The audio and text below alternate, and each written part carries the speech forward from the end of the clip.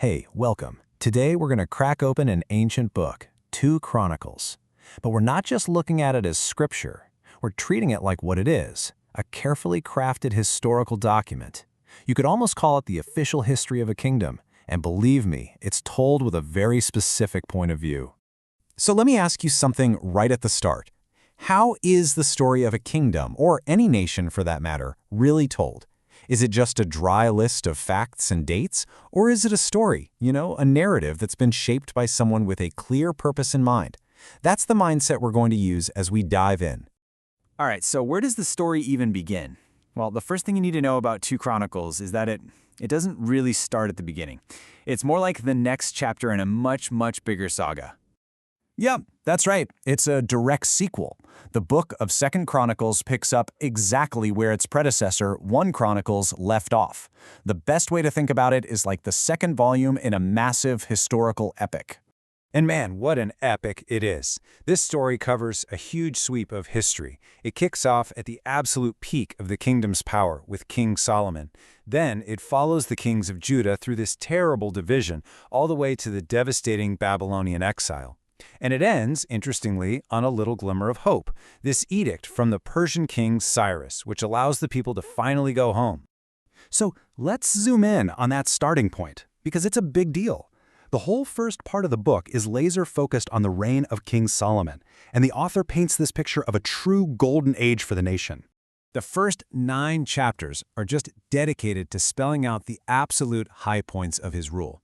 The author zeroes in on 3 main things: Solomon's legendary wisdom, the kingdom's just insane wealth and prosperity, and, this is the big one, the massive, all-consuming project of building the great temple in Jerusalem.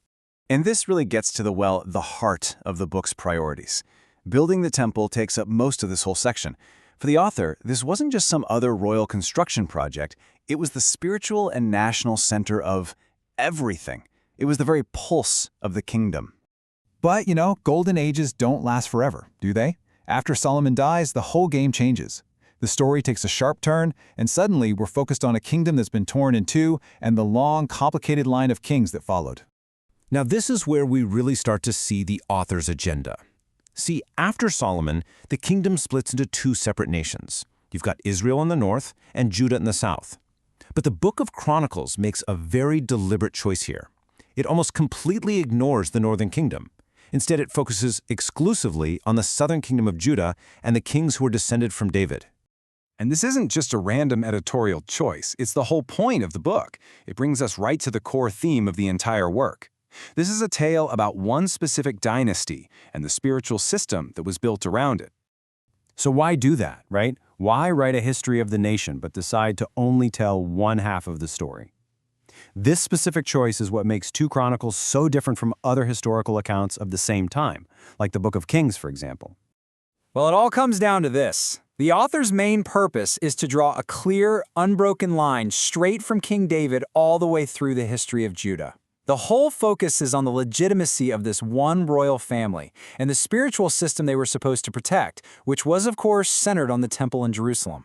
It all boils down to the number 1. One royal line coming from David, one spiritual center, the temple, and one official version of history, told specifically to reinforce how important both of those things are. This single-minded focus, that's the key to understanding this entire book. Which, brings us right back to where we started.